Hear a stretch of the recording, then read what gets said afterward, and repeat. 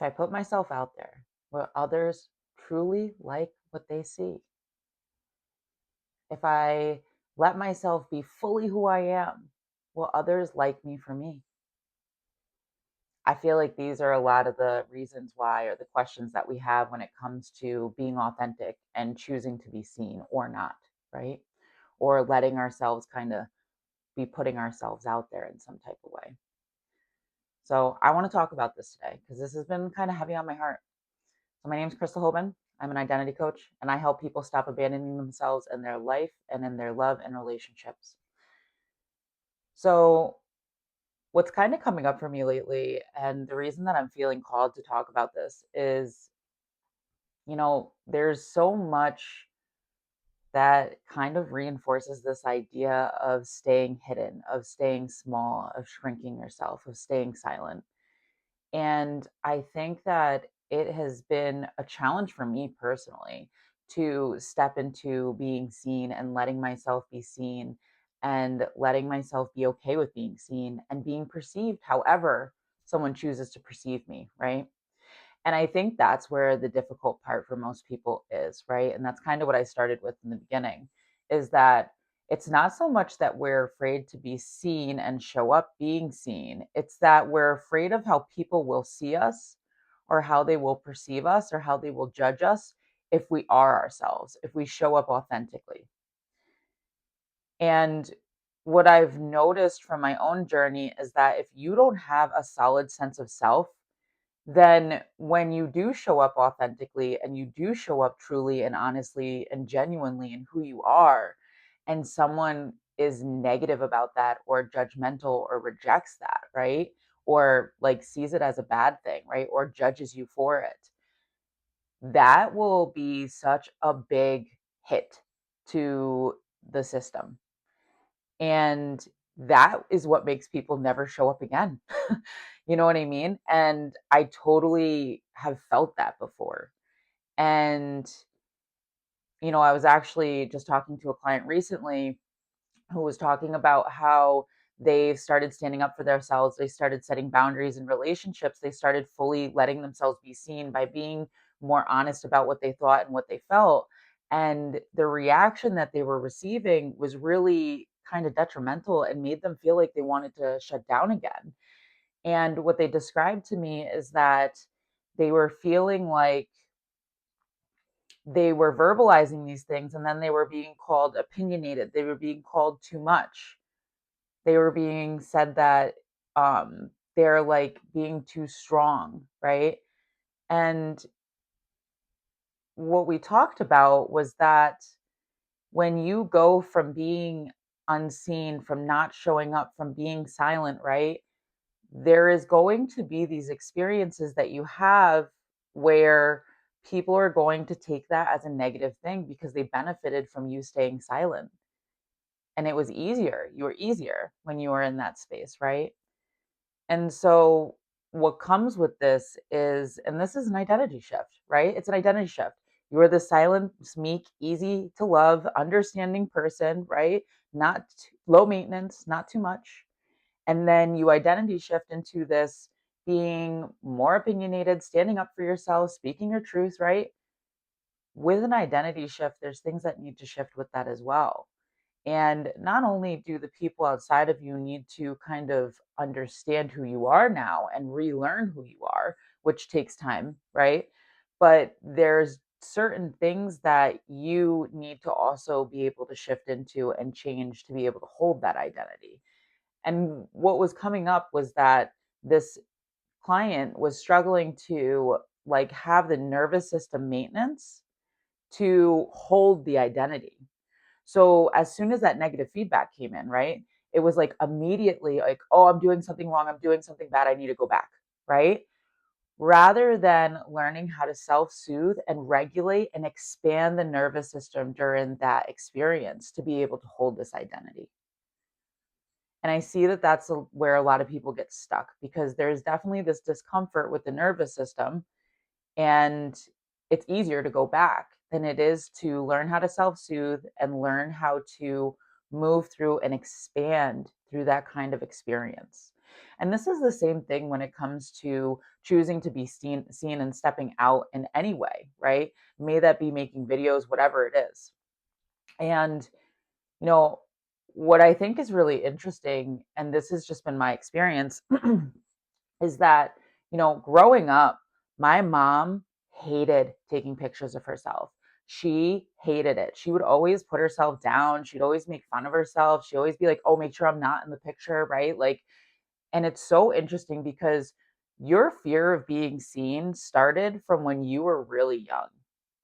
And it may not have been anything that was exactly said to you per se, but it was what was modeled to you. It was what you saw, right? And that was my female figure. That was my female model, right? And she hated seeing herself. She hated how she sounded, right?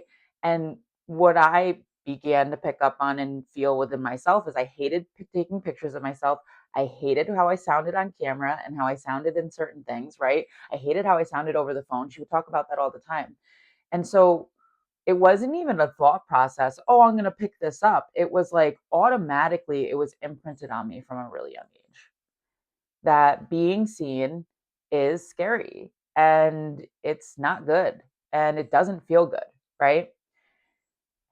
And I was thinking a lot about kind of like how that has definitely imprinted on my experience of what being seen was like and having to move through this as an adult and even be able to show up here today. I mean, in general, like, but there's also this other piece too, where in my family of origin, I was very much the scapegoat. I was blamed for a lot of the issues and a lot of things that went wrong. I was the one who called shit out. I was the one who was uncomfortable with how things were going. And I said what I thought, right? And that kind of attention in a family of origin situation is not good, right? I was the target of a lot of abuse. I was the target of a lot of blame. I was the target of a lot of shame. Scapegoat would kind of be what I felt like growing up. And that was a lot of what I had to shed and relearn when I started stepping into being seen again. And not just being seen like on camera, right? Like we're talking about here, but also being seen in relationships and being able to like show up authentically as myself. There was so much that was like that happened that imprinted on me growing up that I had to unlearn and I had to really release and let go of. And it was really difficult for a really long time and it was really uncomfortable. And I think also because I just took these things on as truth, it made it that my nervous system, like being able to expand, was so tiny that I like couldn't do it. So what I what I remember is like when I first started making videos, which I started my YouTube channel about a year ago. Um, and that was when I really first started making videos. And when I started my YouTube channel a year ago, I was also making like shorter videos. I wasn't even making them as long as I'm making them now. Like I've definitely expanded and grown, and my nervous system has as well. But back then, when I was making videos, I would make a video and then I'd be out for fucking a week. Like, could not function, so exhausted, right? And what I've come to understand and realize is that my nervous system was reorganizing and expanding during those times as I was showing up in that way. And I was reorganizing my unconscious beliefs about myself and all of that. And it was so exhausting. And so it took me, I mean, even only a couple months ago, I would be knocked out for maybe a day or two sometimes after like putting myself out there to be seen. And this also happened not just videos, but and putting myself out there like this. But this also happened when I was standing up for myself in relationships. I would be so emotionally exhausted. And one thing that kind of brings it up for me is clients say to me a lot, like, I just don't have the emotional capacity to do it, right? I don't have the emotional capacity to set the boundary. I don't have the emotional capacity to stand up for myself.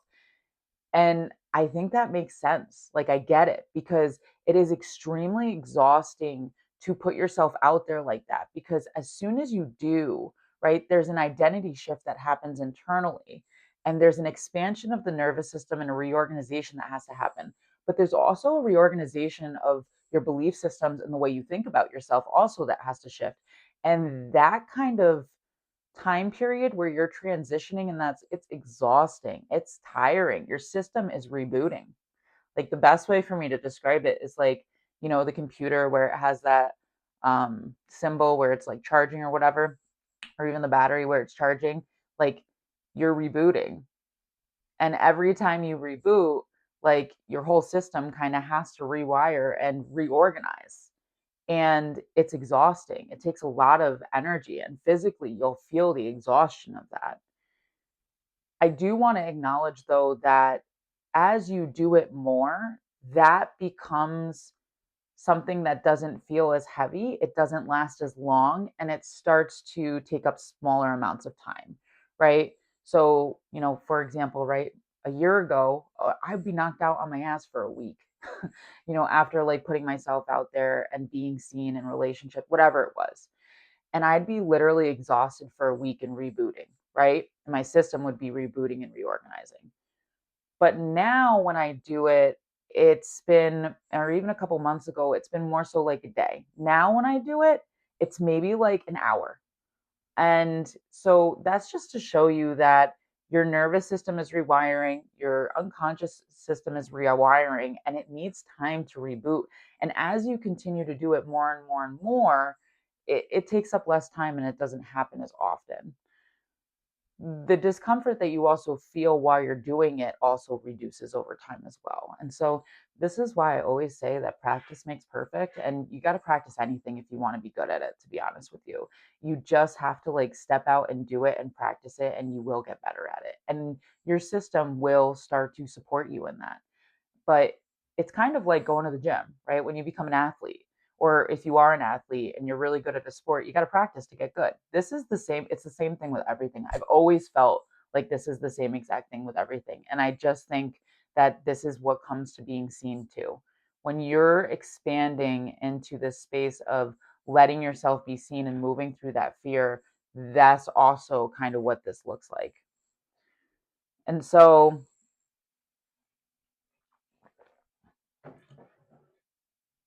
this is a normal part of that process, right? That exhaustion, that rebooting, whatever you want to call it. But the other thing that I wanted to talk about today too is like the lies that we tell ourselves. Like when we are doing something that we're afraid of, right? Like we tell ourselves all these lies about like why we shouldn't do that, or why we're not ready for that, or why it's not in alignment. And that's like so we can keep the fear alive instead of expand the nervous system, right? And so you just got to do it. Just do it, right? Isn't that like Nike's thing? Just do it. And that's something I've really learned too, is that you just got to do it, and you just got to keep doing it, and you just have to keep practicing. And I'm not saying that that's easy, but it does get easier with time and with practice. And one of the things that I was doing before I went on vacation is I was going on lives. And then I get back from vacation. I've been really working on a masterclass lately that I have a live masterclass coming up on Saturday. If you're interested, you can find the information in my bio. And it's about this, helping people be seen. Um,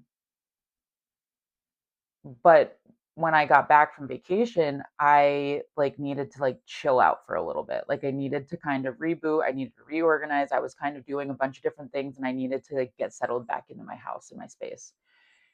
And the lie that I told myself about why I wasn't showing up on lives is like I didn't need them. They weren't helping me. Right, all these different things. And the reality is that I wasn't showing up on lives because there was a part of me who had not practiced in a while, and that fear of vulnerability and fear of being seen came up again in that kind of setting. And so I withdrew and just told myself like I don't need that. It's not aligned, right? When the reality is that I was struggling to just release control in that space and learn how to do it, because I'm still in the beginning stages of kind of understanding how to do lives and move through lives. So when I did it yesterday for the first time in a while, it went really, really well. I had a really good time. I came and I just showed up and I just presented them with people. And I felt really good afterwards. And what I could feel, and this is partially because I'm energetically sensitive, I could feel my crown chakra clearing. I could feel my pineal gland behind my nose, the pressure starting to clear something. And it was because I shifted identities as soon as I stopped listening to that fear, as soon as I stopped listening to those lies that I was telling myself, I started to actually shift how I viewed myself and what I was capable of. And it came with a lot of beliefs and a lot of like thoughts of like, you're limitless, you can do anything, right? And those were like my information that, oh, that was actually something I was telling myself because I was afraid. And even though I didn't want to acknowledge I was afraid, that's what was actually happening underneath the surface, right? Because if I wasn't afraid, then why else wouldn't I have done it, right? And I think we all kind of fall into these spaces sometimes, and that's okay. And it takes time for us to realize what we're doing and kind of kick ourselves back into that space. But being on live is very different than being on video. So I'm still working through the reality of being seen when I'm on live compared to being in video, which I feel a lot more comfortable with. And the difference is this control piece, right? You have a lot more control when you're on video compared to being live. You're kind of just like taking it as it comes, and that's a lot different, right? So my point of sharing this is that, you know, your nervous system will get really good at whatever you're doing really well. And then there will be other spaces as you grow. It's kind of like peeling back the onion. Well, you realize, oh, being seen in this way is a little scary. I haven't worked through that yet. Or being seen in this way is a little scary. I haven't worked through that one yet, right? And the only way is through. The only way is action and practice. And as you do that, the nervous system and everything will rewire with you and expand with you. But I do want to just acknowledge that that expansion and exhaustion that comes from showing up and being seen and being authentic is normal. And it's a part of expansion and growth. And it's actually information that you're shifting identities. It's actually information that you're changing your internal structure and your belief systems and your thoughts. So I do think it's interesting though how we lie to ourselves, and I'm even guilty. I'm human too, right? Like I'm human too, and I totally am guilty of those things too. The only reason that I was able to recognize it, to be honest with you, is because I journal all the time and I'm constantly asking myself, what is this really about? And what does this really mean? And why is this really happening?